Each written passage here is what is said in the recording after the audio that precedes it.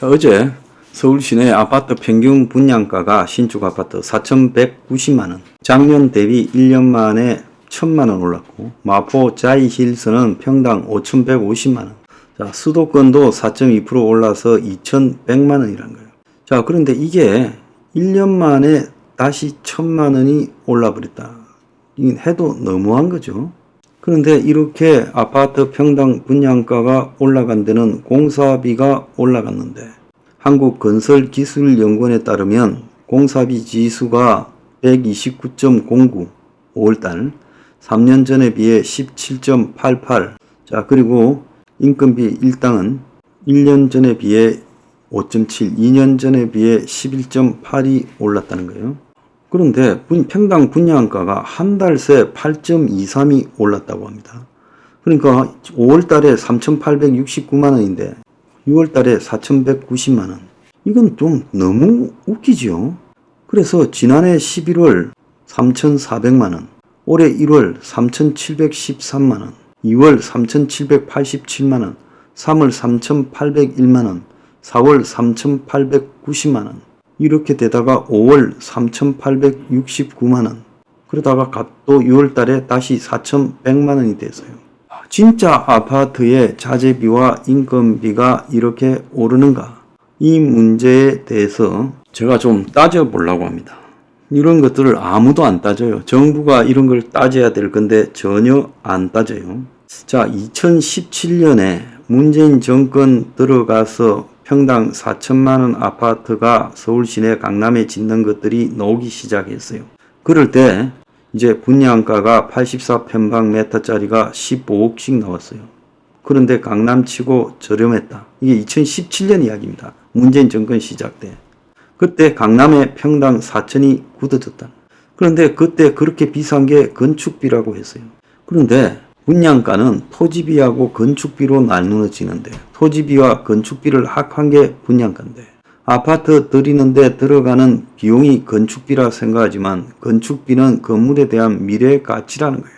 그래서 분양가에 놓은 건축비 가격이 3억이라면 그 아파트 건물값만, 땅을 빼고 건물값만 3억이 될 거라는 예측 가격이라는 거예요. 그래서 공사비가 아니라는 거예요. 그래서 재벌 건설사 관계자가 아파트의 건축비는 건물의 미래 가치를 산정한 건지 공사비 개념이 아니다라고 주장하는 겁니다. 자, 그래서 이 좀 웃기는 일들을 하고 있는데, 감정평가 가치는 시장 기준으로 하게 됐는데, 시장에서 잘 팔릴만 하면 그걸 미리 올려도 관계가 없다라는 거예요. 그래서 부동산 상승기에는 건축비가 이 아파트에 들어가는 공사비가 아니라 그 아파트가 가질 미래 가치라는 겁니다. 그래서 거기에 거품을 올리는 거예요. 그런데 분양가 상한제라고 있을 때는 건축비를 상한선을 정해서 그 이상 못 올리게 했는데, 박근혜 정부가 멍청하게 경기 활성화 목적으로 민간 택지에 대해서는 LH 택지가 아니고 분양가 상한제를 폐지해버렸어요. 그러니까 이 강남에서 분양하는 아파트마다 자, 건축비를 이미 2017년도에 1,000만 원도 더 올렸다는 거예요. 그래서 건축비 상승률이 굉장히 그때부터 다 시작됐다는 거예요. 자, 그런데 이것과 관련해서 건축비 상정을 감정평가사에서 의뢰해서 한다는데 건설사도 실제 현장 기술자들이 잘 모른다는 거예요.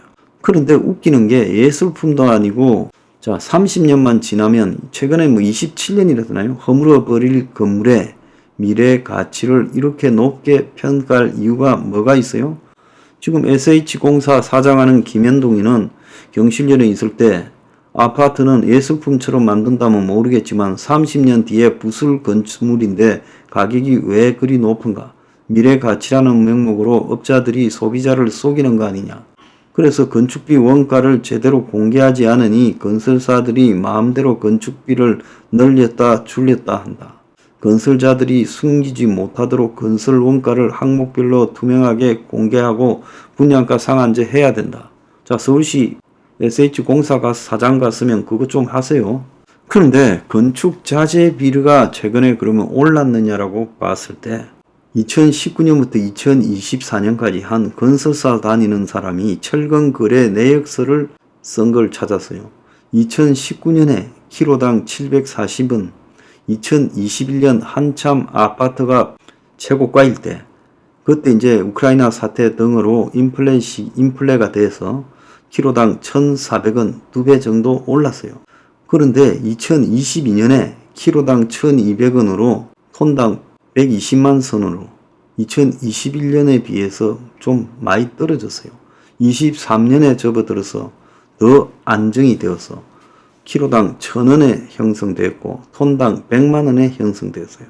그러다가 최근에는 올해는 들어서는 키로당 770원, 톤당 77만원이라요. 엄청 가격이 안정이 되어서 2019년 수준으로 도로 내려왔다는 거예요. 그런데 2019년에 평당 건축비를 550만원 정도였는데 지금 평당 건축비가 1,000만원 훨씬 더 올라버렸다면 이건 또 무슨 이야기입니까? 그래서 건설업자도 평당 건축비가 750만원이 적절하다.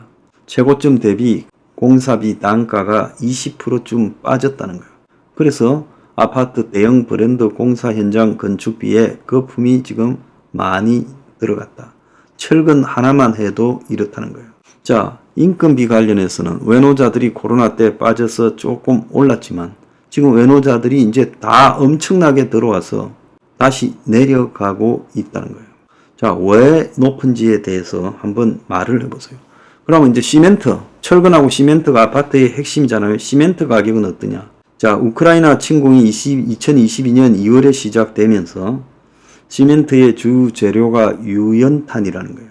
그래서 현재 우리나라 시멘트 회사는 유연탄을 전량 수입하고 약 75%의 러시아 유연탄을 1년 단위로 계약하고 25%는 호주산 유연탄을 계약하고 그렇게 하는데 최근에 올해 들어 유연탄 가격이 3분의 1이 떨어졌다는 거예요. 그래서 지금 아파트 사업장도 서가지고 있고 그래서 곳곳에서 공사가 스톱이 되면서 지금 유연탄 가격이 지금 내려가고 있다는 거예요. 일반적으로 주택을 건축할 때 자재 비중의 레미콘 비중이 60%인데 전쟁이나 코로나 이슈로 공사비가 오르기 전에 시멘트 루베당 6만 5천 원이었는데 작년 말에 루베당 11만 8,400원으로 54%가 치솟았어요.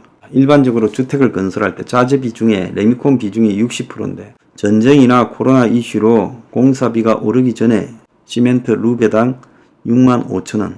그런데 우크라이나 전쟁이 나고 그해 11월 말 11만 8,400원으로 54%가 올랐는데 근데 이런 시멘트 원료 유연탄 가격이 2022년 하반기 이후 계속 내려오면서 현재까지 63%가 하락했고 건설업계는 시멘트 주재료인 유연탄이 하락한 만큼 시멘트 가격도 조정돼야 된다. 자, 시멘트 업계는 건설 경기 침체로 가격 조정이 어렵다고 하지만은 이것도 웃긴다는 거예요.